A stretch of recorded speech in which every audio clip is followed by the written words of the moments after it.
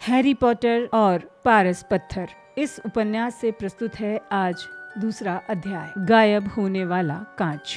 जब डर्सली पति पत्नी को उनका भांजा बाहर की सीढ़ियों पर मिला था, उस घटना को लगभग 10 साल हो चुके हैं, पर प्रिवेट ड्राइव में शायद ही आज भी कुछ बदला है। सूरज अब भी सामने वाले साफ सुथरे बगीचे की तरफ से निकलता था और डर्सली परिवार के दरवाजे पर लगी पीतल की नेम प्लेट पर लिखे 4 नंबर को चमकाता था।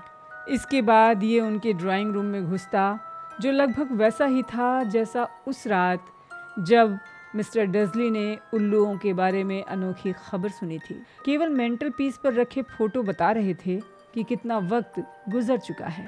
10 साल पहले वहाँ बड़ी गेंद जैसे एक मोटे गुलाबी बच्चे के बहुत से फोटो थे, जिसने रंग बिरंगी टोपियां पहन रखी थी। परंतु डडली डर्सली अब छोटा बच्चा नहीं था। फोटो बता रही थी कि सुनहरे बालों वाला एक मोटा तगड़ा लड़का अपनी पहली साइकिल पर सवार है, मेले में झूला झूल रहा है और अपने पिता के साथ कंप्यूटर गेम खेल रहा है। उसकी माँ उसे गले लगा रही है, चूम रही है। कमरे में कोई ऐसी निशानी नहीं थी जिससे ये पता चले कि उस घर में एक और बच्चा रहता है। परंतु हैरी पॉटर अब भी वहीं था। इस समय सोया हुआ था। हालांकि वह ज्यादा देर तक नहीं सो पाया। उसकी पिटूनिया आंटी जाग गईं और उनकी तेज आवाज उस दिन घर में गूंजने वाली पहली आवाज थी। उठ, जल्दी उठ, सुना कि नहीं? हैरी चौंक कर जागा। उसकी आंटी ने एक बार फिर दरवाजा भड़बड़ा दिया। उठो, वे चीखी। हैरी को उनके कदमों की आवाज से समझ में आ गया कि वे किचन की तरफ जा रही हैं। फिर उसे गैस पर फ्राइंग पैन रखने की आवाज सुनाई दी। हैरी करवट बदलकर पीठ के बल लेटा और अपना सपना याद करने की कोशिश करने लगा, जो उठने से पहले देख रहा था।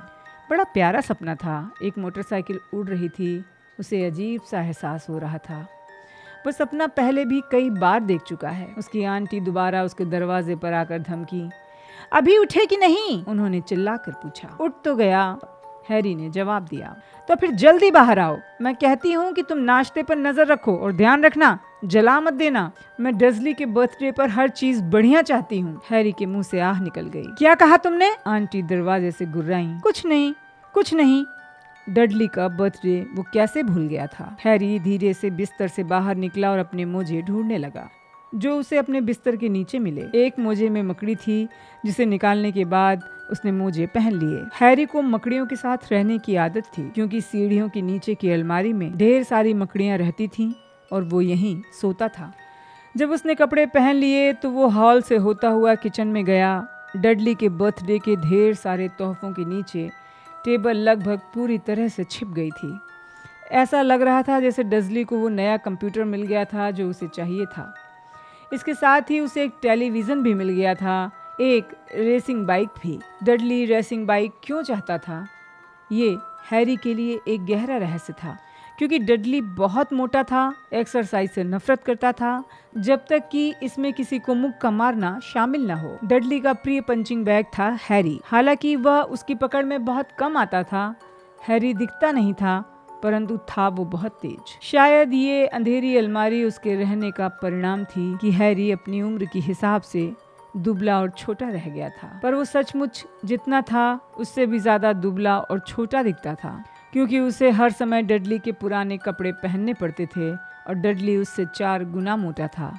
हैरी का चेहरा दुबला था, घुटने गांठदार, बाल काले, आंखें चमकदार थीं। वो गोल चश्मा पहनता था जिस पर बहुत सा सेलो टेप लगा होता था, क्योंकि डडली उसकी नाक पर अक्सर मुक्के मारता रहता। हैरी को अपनी शक्ल सूरत में सिर्फ एक चीज पसंद थी, उसके माथे पर बना पतला सा निशान, जिसे देखकर लगता था जैसे वहां बिजली गिरी हो। जब से उसने होश संभाला था, तभी से ये निशान देख रहा था। उसे याद था कि होश संभालने के बाद उसने पिटूनिया आंटी से पहला सवाल यही पूछा था कि उसके माथे पर ये निशान कैसे बना। कार एक्सीडेंट में जिसमें तुम्हारे माता पिता मरे थे, उन्होंने कहा। और हाँ, सवाल मत पूछा करो, सवाल मत पूछो। ये डर्सली परिवार में शांति जीवन का पहला नियम था। जब हैरी नाश्ते को पलट रहा था तो वर्नॉन अंकल किचन में आए। बालों में कंघी करो, वे भौंके जैसे उन्होंने हैरी को गुड मॉर्निंग की हो। सप्ताह में लगभग एक बार वर्नॉन अंकल अपने अखबार के ऊपर से देखते थे और चिल्लाते थे, हैरी तुम्हारे बाल बहुत बढ़ गए हैं, उसे कटिंग की जरूरत है। उसकी क्लास में बाकी बच्चों की जितनी बार कटिंग होती थी उन सबको आपस में जोड़ भी दिया जाए, उससे भी कई बार ज्यादा हैरी की कटिंग होती थी। हालांकि उससे कोई फर्क नहीं पड़ता था, हैरी के बाल बहुत तेजी से बढ़ते थे। जब डडली अपनी माँ के साथ किचन में आया तो हैरी अंडे तल रहा था। डडली काफी कुछ वर्नन अंकल जैसा दिखता था। बड़ा गुलाबी चेहरा, छोटी गर्दन, छोटी पानीदार नीली आंखें, मोटे सुनहरे बाल जो उसके मोटे सिर पर जमे हुए थे। पिटूनिया आंटी अक्सर कहती कि डडली किसी नन्हे देवदूत की तरह दिखता है। हैरी अक्सर कहता था कि डडली किसी सूअर की तरह दिखता है जिसने विग पहन रखी है। हैरी ने अंडे और नाश्ते की प्लेटें टेबल पर लगा दी, जो काम आसान नहीं था क्योंकि वहाँ बहुत कम जगह थी। इस बीच डडली अपने तोहफे गिन रहा था। उसका चेहरा उतर गया। 36? उसने अपनी मम्मी और डैडी की तरफ देखते हुए कहा। ये तो पिछले साल से 2 कम हैं। राजा बेटे, तुमने मार्ज आंटी के तोहफे को तो गिना ही नहीं। देखो, मम्मी डैडी के बड़े तोहफों के नीचे छुपा हुआ है। ठीक है, तो 37 हुए, डडली ने कहा। उसका चेहरा लाल हो रहा था।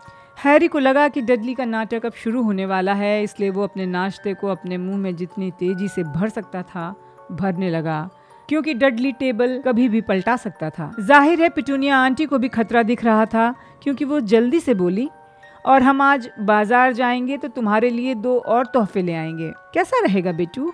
2 और तोहफे? अब तो ठीक है ना? डडली ने एक पल सोचा। ये मुश्किल काम था। अंत में वो धीमे से बोला, मेरे पास 37 और 2 39 मेरे लाडले। पिटूनिया आंटी बोली। ओह, डडली धम से बैठ गया। अपने सबसे पास वाले पैकेट पे झपट्टा मारा। फिर ठीक है, वर्नन अंकल धीरे से हंसे। छोटा बदमाश अपने पैसे की पूरी कीमत वसूल करना चाहता है, बिल्कुल अपने डैडी की तरह। वाह मेरे बेटे, वाह डडली। उन्होंने डडली के बालों पर हाथ फेरा। उसी समय फोन की घंटी बजी। पिटूनिया आंटी फोन सुनने चली गईं, जबकि हैरी और वर्नन अंकल इस बीच डडली को तोहफे खोलते हुए देख रहे थे, जिसमें racing bike, video camera, remote control वाला हवाई जहाज, 16 नए कंप्यूटर गेम, VCR शामिल था। जब वह एक सुनहरी कलाई घड़ी की पन्नी खोल रहा था, तभी पिटूनिया फोन सुनकर वापस आई। उसके चेहरे पर गुस्सा था और चिंता भी। बुरी खबर है वर्नन, वे बोली। मिसेस फिक का पैर टूट गया है, वह इसे अपने पास नहीं रखेंगी। उन्होंने हैरी की तरफ सिर झटकते हुए कहा। दहशत के मारे डडली का मुंह खुला रह गया, पर हैरी का दिल तो बल्लियों उछलने लगा। हर साल डडली के जन्मदिन पर अंकल आंटी डडली और उसके किसी दोस्त को दिन भर बाहर घुमाने ले जाते, यानी एडवेंचर पार्क, हैमबर्गर बार या फिल्म। हर साल हैरी को मिसेस फिक नाम की एक पागल बुढ़िया के पास छोड़ दिया जाता, जो एक गली दूर रहती थी। हैरी वहां जाने से बुरी तरह चिढ़ता था। वहां पूरे घर में पत्ता गोभी की बदबू भरी रहती। मिसेस फिग उसे जबरदस्ती बिल्लियों की फोटो दिखाती, जो कभी उन्होंने पाली थी। अब क्या होगा? पिटूनिया आंटी ने कहा। वो हैरी को खा जाने वाली नजरों से देख रही थी, जैसे उसी ने इसकी योजना बनाई हो। हैरी जानता था उसे इस बात पर दुखी होना चाहिए कि मिसेस फिग की टांग टूट गई है, पर यह आसान नहीं था।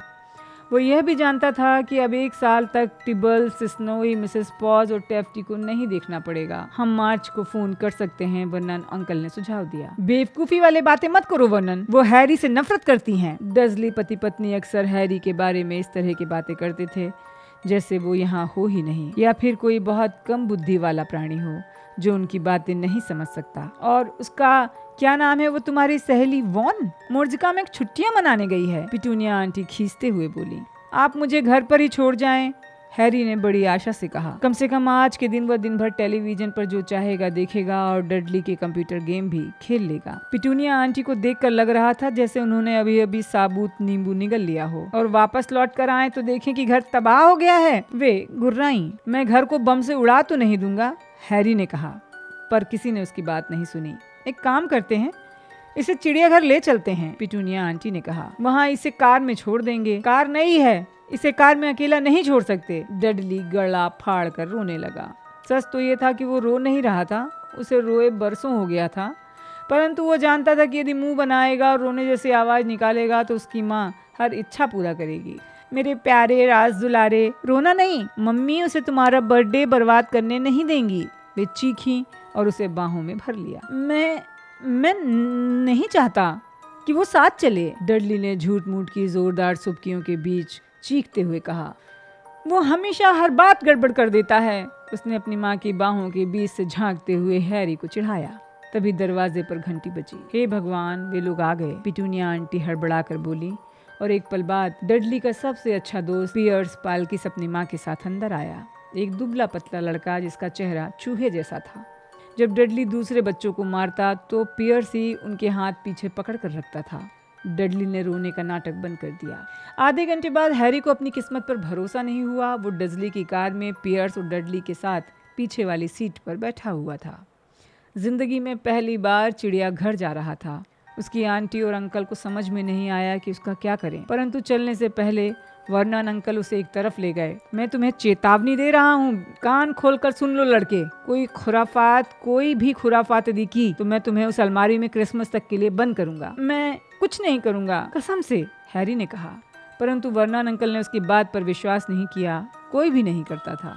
समस्या ये थी कि हैरी के साथ अक्सर अजीब चीजें होती और डसली परिवार को ये बताने से कोई फायदा नहीं होता कि ये चीजें उसने नहीं की हैं। एक बार पिटूनिया आंटी ये देखते देखते थक गईं कि हैरी जब कटिंग कराकर लौटता है तो ऐसा लगता था जैसे नाई ने उसके बालों को छुआ ही न हो।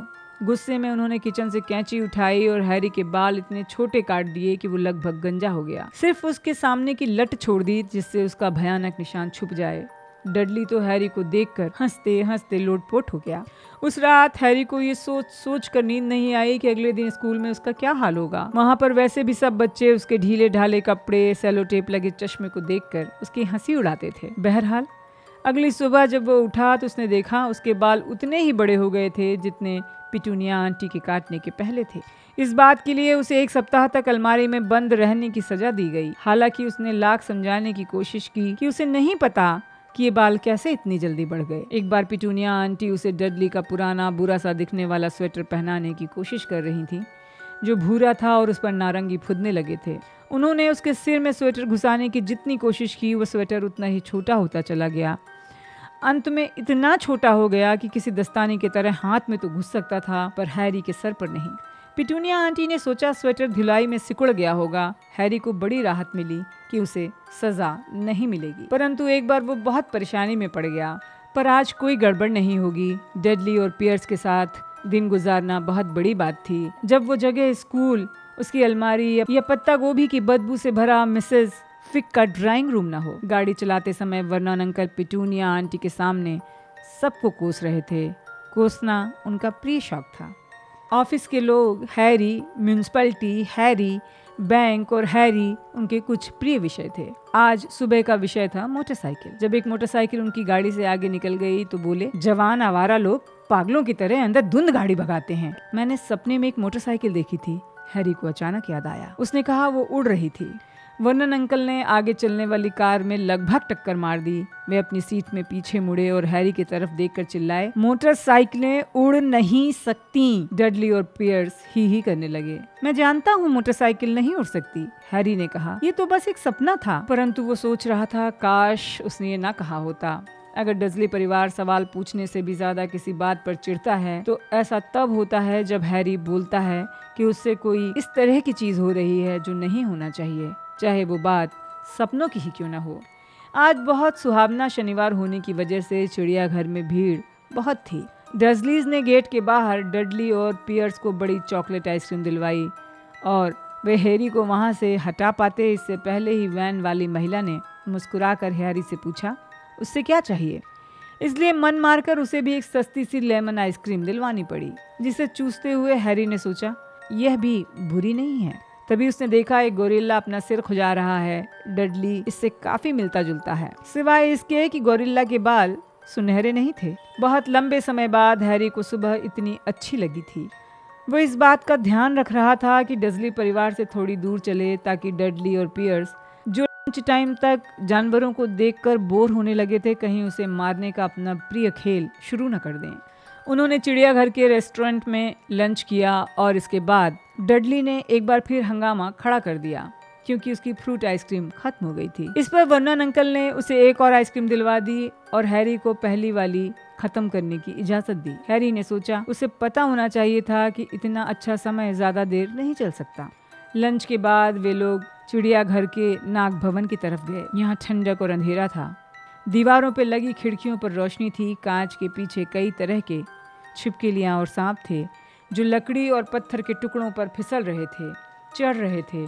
डडली और पियर्स बड़े जहरीले कोबरा और आदमी को चकनाचूर करने वाले मोटे अजगर को देखना चाहते थे। डडली ने वहां सबसे बड़ा सांप ढूंढ लिया। वो वर्नन अंकल की कार को चारों तरफ अपने शरीर में लपेटकर किसी कचरा पेटी में चकनाचूर कर सकता था, परंतु इस वक्त वो ऐसा करने के मूड में नहीं दिख रहा था। सच कहो तो सो रहा था। डडली कांच पर नाक गड़ाकर खड़ा रहा और सांप की चमकदार भूरी कुंडलियां देखता रहा। इसे उठाओ, उसने अपने पिता से झल्लाते हुए कहा। वर्नन अंकल ने कांच पर टक-टक की पर सांप हिला नहीं। एक बार और करो, डडली ने ऑर्डर जमाया। वर्नन अंकल ने अपनी उंगलियों के पिछले हिस्से से कांच को बजाया पर सांप सोता रहा। कितना बोरिंग है, डडली ने आह भरी और पैर पटकते हुए दूर चला गया। हैरी सामने आया। उसने सांप को उत्सुकता से देखा। कोई ताजुब नहीं, बेचारा सांप बोरियत के मारे मर ही जाए तो। साथ में कोई नहीं सिवाय उन मूर्ख लोगों के जो दिन भर उसे तंग करने की कोशिश करते थे और कांच पर अपनी उंगलियां ठूंकते रहते थे। ये तो अलमारी को बेडरूम बनाने से भी बुरा था, जहां इकलौती मेहमान पिटूनिया आंटी होती थी जो उसे जगाने के लिए दरवाजा भड़बड़ाती थी। सांप ने अचानक अपनी छोटी चमकदार आंखें खोली, धीरे से सिर उठाया और हैरी की तरफ आंखों की ऊंचाई तक आ गया। उसने आंख मारी। हैरी घूरने लगा। फिर उसने जल्दी से आसपास देखा कि कोई देख तो नहीं रहा। कोई नहीं देख रहा था। उसने सांप की तरफ पलट कर देखा। उसने भी आंख मार दी। सांप ने वर्नन अंकल और डडली की तरफ से सिर झटका और अपनी आंखें छत की तरफ उठाईं, जैसे ये कह रहा हो, मेरे साथ पूरे दिन यही होता है, मैं जानता हूँ। हैरी कांच के पास से बुदबुदाया। हालांकि उसे विश्वास नहीं था कि सांप उसकी आवाज सुन सकता है। इससे सचमुच बहुत चिढ़ होती होगी। सांप ने तेजी से अपना सिर हिलाया। वैसे कहाँ से आए हो तुम? हैरी ने पूछा। सांप ने अपनी पूंछ कांच के पास लगे एक छोटे साइन बोर्ड पर मारी। हैरी ने पढ़ा, बोआ कॉन्स्ट्रिक्टर ब्राजील। क्या वहाँ पर अच्छा लगता था? सांप ने एक बार फिर उसी साइन बोर्ड पर पूंछ मारी। यह सांप चिड़ियाघर में पैदा हुआ है। अच्छा, मैं समझ गया। तुम कभी ब्राजील रहे ही नहीं? जैसे ही सांप ने अपना सिर हिलाया, हैरी के पीछे एक कान फोड़ू आवाज आई, जिसे सुनकर वे दोनों उछल पड़े। डडली ने कहा, आइए सांप को देखिए, आपको विश्वास नहीं होगा ये क्या कर रहा है। डडली जितनी तेजी से आ सकता था उसकी तरफ लुढ़कता हुआ आया। तुम अलग हटो, उसने हैरी की पसलियों पर घूंसा मारते हुए कहा। अचानक हमले से हैरान हैरी कंक्रीट के फर्श पर धड़ाम से गिर गया। आगे जो हुआ इतनी तेजी से हुआ कि कोई देख नहीं पाया। ये कैसे हुआ? एक पल पहले पियर्स और डडली कांच के करीब टिके खड़े थे। दूसरे ही पल दहशत से चीखते हुए वो पीछे की तरफ उछल पड़े। हैरी बैठ गया और हाँफने लगा। सांप के सामने वाला कांच गायब हो गया था। सांप अब तेजी से अपनी केंचुली खोल रहा था और फर्श पर फिसल रहा था। पूरे नाग भवन में लोग चीखने लगे, बाहर के दरवाजों की तरफ भागने लगे।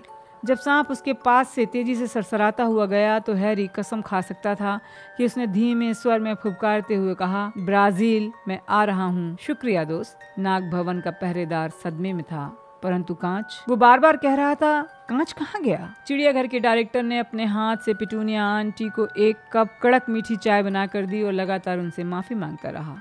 पियर्स और डडली अनाप शनाप बक रहे थे। जहाँ तक हैरी ने देखा, सांप ने किसी को कुछ नहीं किया था। उसने उनके पास से गुजरते समय सिर्फ उनके पैरों के पास अपनी पूंछ मजाक में पटकी थी। परंतु जब वे वर्नन अंकल की कार में वापस लौट रहे थे तो डडली उन्हें बता रहा था कि किस तरह सांप लगभग उसके पैर पर काटने ही वाला था। सबसे बुरी बात पियर्स ने कही, हैरी सांप से बातें कर रहा था, है ना हैरी? वर्नन अंकल ने तब तक इंतजार किया जब तक पियर्स अपने घर नहीं चला गया। उसके बाद वे हैरी पर जमकर बरसे। इतने गुस्से में थे कि उनके मुंह से एक भी शब्द निकलना मुश्किल था। वे सिर्फ इतना कह पाए, जाओ अलमारी में जाओ, वहीं रहो, कोई खाना नहीं। इतना कहने के बाद वे कुर्सी पर गिर पड़े। पिटूनिया आंटी को भागकर उनके लिए ब्रांडी का एक पैग लाना पड़ा। हैरी काफी देर तक अपनी अलमारी में पड़ा रहा, सोच रहा था कि काश उसके पास घड़ी होती। वो ये भी नहीं जानता था कि कितने बज गए हैं। उसे ये भी नहीं पता था कि डजली परिवार सो गया होगा या नहीं। जब तक किचन में जाकर चोरी से कुछ खाने का खतरा भी नहीं उठाया जा सकता था। डजली परिवार के साथ रहते उसे 10 साल हो गए, दुख भरे 10 साल। वो तब से यहाँ था जब से छोटा बच्चा था। उसके माता पिता एक कार एक्सीडेंट में मारे गए थे। उसे याद नहीं था उसके माता पिता की मौत के समय वो कार में था। जब वो अलमारी में लंबे घंटों के दौरान अपनी याददाश्त पर जोर डालता, उसे एक अजीब दृश्य दिखाई देता, चकाचौंध करने वाली हरी रोशनी और माथे में बहुत तेज दर्द। उसने मान लिया था कि यही एक्सीडेंट होगा। हालांकि उसे समझ नहीं आया कि हरी रोशनी कहाँ से आई। उसे अपने माँ बाप की शक्ल याद नहीं थी।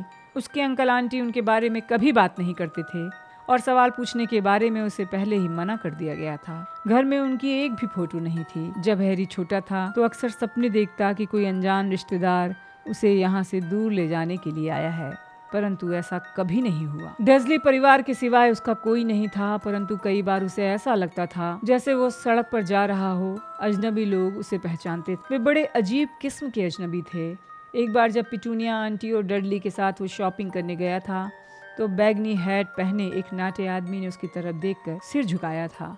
पिटूनिया आंटी ने गुस्सा होकर हैरी से पूछा था कि क्या वो उस आदमी को जानता है, और इसके बाद वे बिना कुछ खरीदे उस दुकान से तत्काल बाहर चली आईं। सिर से पैर तक हरे कपड़े पहने एक पागल से दिखने वाली बुढ़िया ने एक बार बस में उसकी तरफ देखकर खुशी खुशी अपना हाथ हिलाया था। बहुत लंबा जामुनी कोट पहने एक गंजे आदमी ने तो एक दिन सड़क पर उससे हाथ मिलाया और बिना कुछ कहे चला गया।